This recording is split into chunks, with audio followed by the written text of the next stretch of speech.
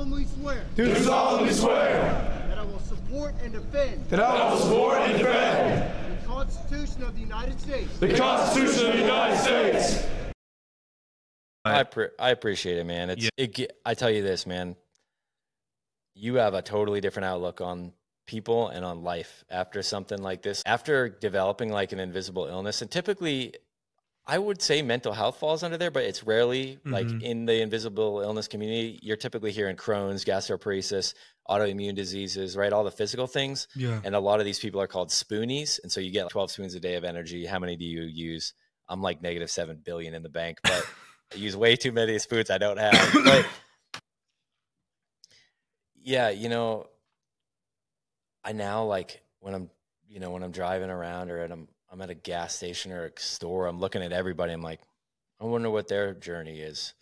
Oh, I wonder what that person that's parked in the handicap parking space has. Like before I had all this, if I saw somebody, like if I saw me parking handicap and then walk into the store, I'm like, what a dirty bag, right? Yeah. I qualify for a handicap sticker. I'm never going to do it, but I could, you know? And so I just have a different appreciation for a lot of things now. And, you know, this is my life. Yeah. And so that's why I can sit here and smile about it. I could have gone the hard way and chose to be miserable. And I did for some time. And don't get me wrong, I have bad days, man. I've had really bad days and months. And I remember getting kicked out of an invisible illness support group because I posted a photo with my thumbs up at a doctor's office. And I said, there's always a way to be happy. Where I rather be miserable at a river than be miserable in my bed, because either way I'm going to be in the same damn pain. And I kid you not, the majority of the comments were, not everybody has the ability to be happy or be positive. No, you're wrong. Every single person does. It doesn't matter your situation. Deep down, there is something to be positive about in every aspect of life. You know, like it may be the stupidest thing, but you can, you know. Yeah. Tell me more about getting into like production. Why did you start it? What about it appeals to you? And yeah, because I feel like, I mean, there's a couple of those like veteran people that get out and then they do all of like the military, like do all the military shots and stuff like that. But yeah. I don't see as many folks doing what you're doing. And so what about photo video speaks to you and is the kind of your passion? Yeah, for sure. Like I said, man, I was doing photography beforehand, and kind of when video was coming into the more affordable market in terms of when they first were putting like 1080 good quality stuff in like the digital SLR platform, I was like, man, I probably should learn this. But for me, my drive has always been, there needs to be a story, right? Like I can take a pretty photo for a commercial stuff pays the bills. I love doing commercial work. But if I can tell a story through a photo or through a video that sheds light on something, or that shares somebody else's story and it has the ability to impact somebody else, that's it for me, man. And, you know, you said, I'm trying to think of all the vets that I know that are creatives. A few of them were creatives in the service, you know, like the Army and Air Force, like combat photographers, or, you know, whatever each branch calls them. And I know a few of those that have continued in. But interestingly enough, the people that I know that have been the most successful in a creative field after they got out have been infantrymen or like soft dudes like SF, you know, and those kind of guys. Oddly, you know, like not something you really would expect it, because I get it all the time. Oh, did you do that in the military? I'm like, oh no, I was a grunt. And they're just like, oh, what? You know? And dude, a huge part of my filmmaking is just emotional storytelling, right? Like if you look at my video and you compare it to a lot of the video that's out there, the video looks, what's the word that everyone could relate to here that's not just like a creative? The video doesn't look perfect, right? Like there's imperfections in the character of the video. And what I mean by that is, instead of me throwing a brand new modern day lens onto my, you know, camera system, whatever I'm running, I'm going to go buy a $50 lens or a $150 lens. It's from 1965 that was made in the Soviet Union. That's literally radioactive because the background is all super distorted. And for me, and that's just my style. So like a lot of people who watch my stuff, they like, oh, that's Cameron's work because it's imperfect. But that's what's needed for the work that I'm doing, especially in the veteran space, right? Our careers, what we've done, like none of it's perfect. Our lives aren't perfect. And you could go to say that for, everybody in life. But when I'm sitting down with a veteran, and you always hear like the horror stories of like reporters or like civilian agencies that like film vets, and they're like, so tell me about the war, son. How many people did you kill?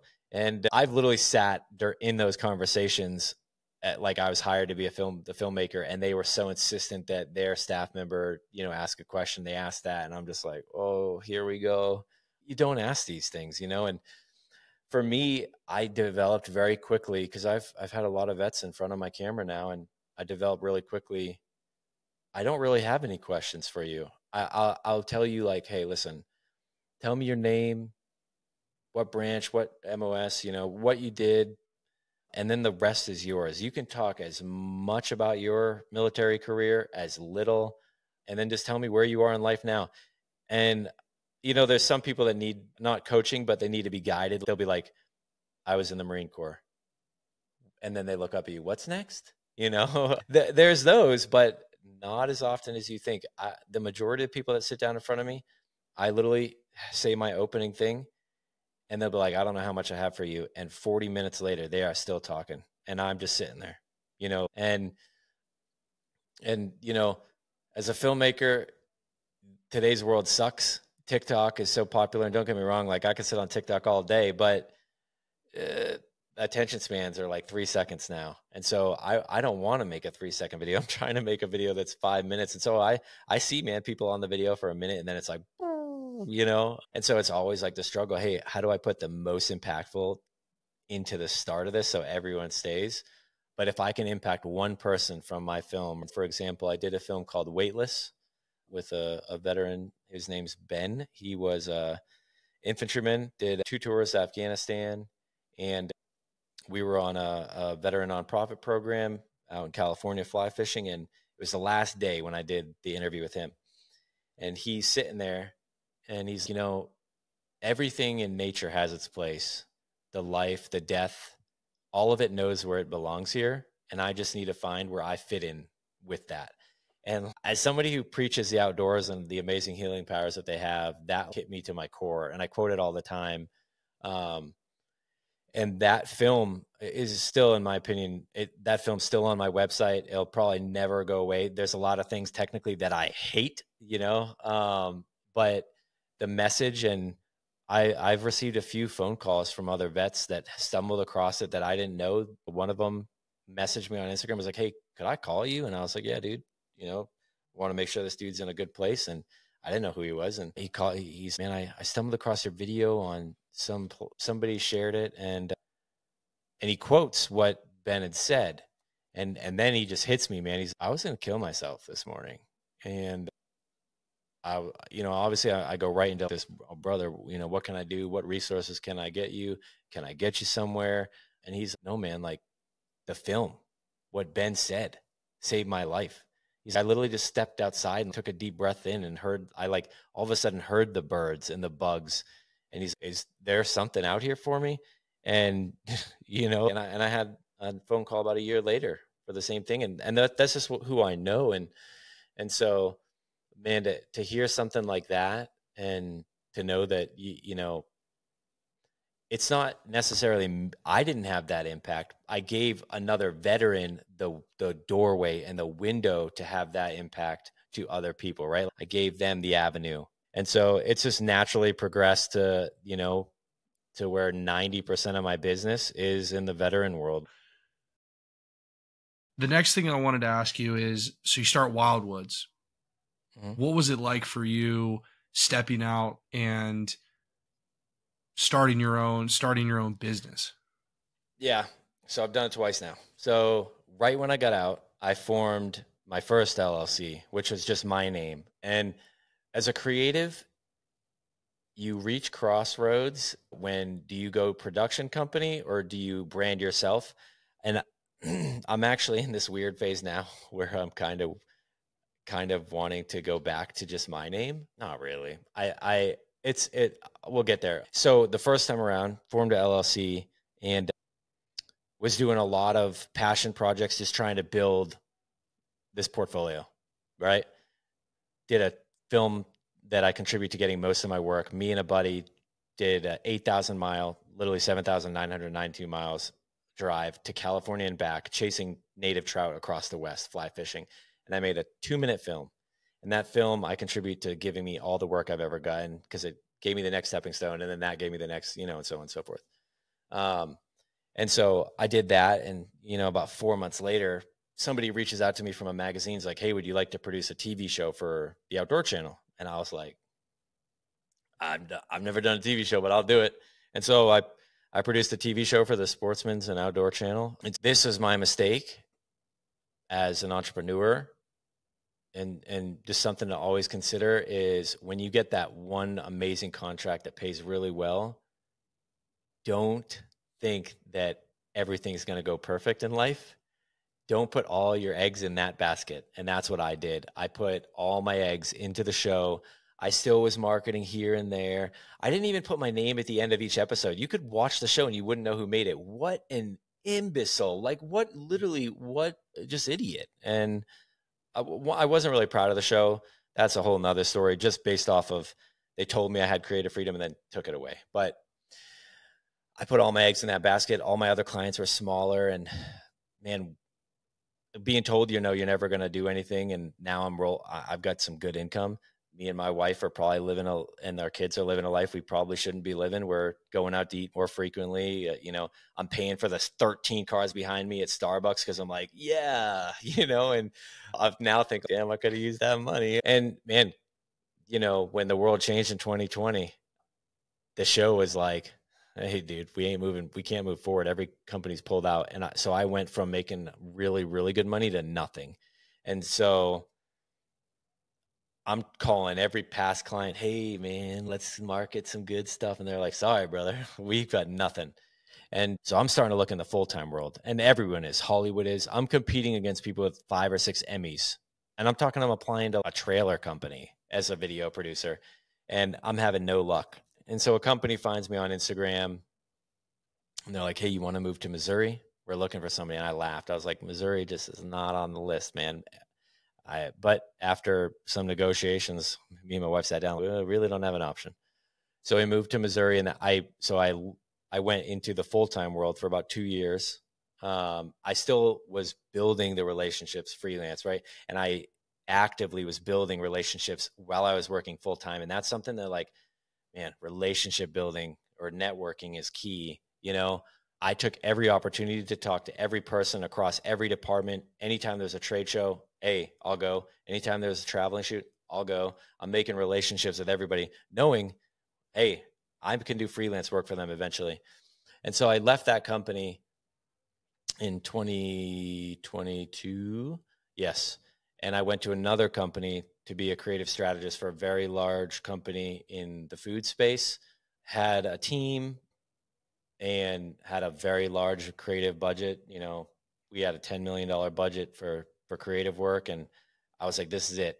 And that job ended up not being what it was at all. The job they hired me for, they basically just wanted somebody to sit in a role. I'm not the guy that can sit there and do nothing. And, separated, went a different direction. And I was like, man, at this point, I'm like almost afraid to go freelance again, and my wife's, babe, dude, just go work for yourself again. And that day I was like, all right.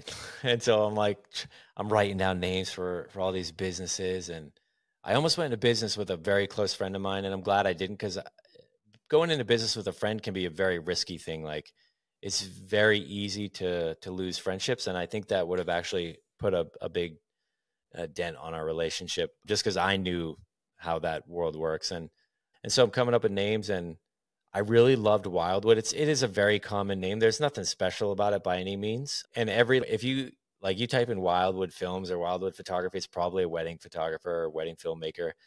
But I just loved it so much, I couldn't get away from it. And I'm sitting there, I'm like scribbling Wildwood. And I remember one of my W's didn't connect in the middle. And I was like, oh my gosh, I can just use two V's.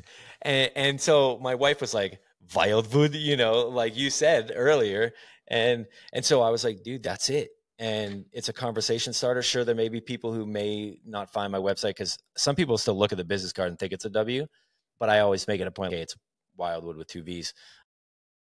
So one of the last questions I want to ask you before we wrap up, what is your advice for people trying to get in, especially veterans who are trying to get into the outdoors? I think that for some people, like there's like hiking and everyone, like hiking's great, but like these things like hunting or fly fishing, it almost feels like there's this barrier to entry. And I feel like the obvious advice is go find a nonprofit that'll help get you into it. But do you have any other advice for people who are like, man, this Cameron guy's sick and I want to do what he's doing? Like, how do I do that? Yeah. Yeah. I will say I've got advice for that. But one of my biggest like pieces of advice that people tend to skip over, especially vets, because we always are chasing. I mean, this is why so many vets like are dying in motorcycle accidents. You're chasing the adrenaline, and it's okay just to go for a hike. You're like, not, and I shouldn't even say that because I say that somebody's, I'm doing Kilimanjaro next week. You know, it's okay to go for a walk. You know, do some local nature trail. It doesn't need to be in the mountains. It can be anywhere, wherever you've got a local park. Like, that's okay. And but you know, I will say, obviously, you know, especially for the fly fishing side, organization like Project Healing Waters is a great place to start because it's not as hard to get in with them and do, because they have so many programs across the nation, like in every state, versus going to a smaller organization where you got to wait. They're going to have a lot more stricter requirements and stuff like that. You know, and this is just a fact of vets, man. And it's one of the reasons why IFF did things a little differently with how we operated. We're too proud a lot of times. And so a vet will sit here and be like, man, I want to fly fish, but there ain't no way in hell I'm going to a fly shop and telling somebody I don't know how to fly fish already, you know? And, or, you know, say they go on a trip and they learn how to fly fish, but then afterwards they're like, I don't know what to buy. And so they'll stop doing it because they were too afraid to ask for help. Man, if you're near some body of water, you know, like, and there's people fishing, just go up to them, you know, like I'm an extrovert, so it's obviously a little different, but I've never met somebody like fly fishing that's, hey, can you help me? And they'd be like, no, you know, call me, man, just call me and I'm gonna put you in the right direction. Yeah, there's, obviously hunting is a little different. You know, I self-taught myself how to bow hunt. I never have hunted with a rifle. I wanted to hunt on public land with a bow, and I was successful my first season I harvested 2 animals off public, but man, watch a lot of YouTube. There, you can read books. It's not my thing for fly fishing and stuff. Like I've read all the fly fishing books, but I don't think that's an easy way to learn, because fly fishing is it's hard to learn, but it's not as hard as you think. You know, it's intimidating. You don't have to make a long cast. You get there eventually. Just try. You don't have to buy the most expensive stuff. Just my best advice is to find people that actively do what you want to pursue. And hey, can you help me? Could you lend me something? Could you show me the right way, or show me what to buy at least, you know? And don't tell me to buy $1,000 Able reel when you don't need that starting out. You know, they're pretty, but asking for help, you know, that's what it comes down to, is asking for help, especially in fly fishing or something that does involve somebody teaching you. You got to have somebody teach you how to fly fish. I mean, you can self-teach yourself. I did, but it's not as fun. Hey, everybody. I really hope that you liked this Supercut of the Post-Military Podcast. If you did and you want to see more, I would recommend that you check out the whole episode, which is here on YouTube and also on multiple different podcasting platforms. If you like this and you want to support the channel, I would ask that you give the video a like, subscribe, and share the content with those who might need to hear it. Thanks so much, guys, and we'll see you in the next episode. Peace.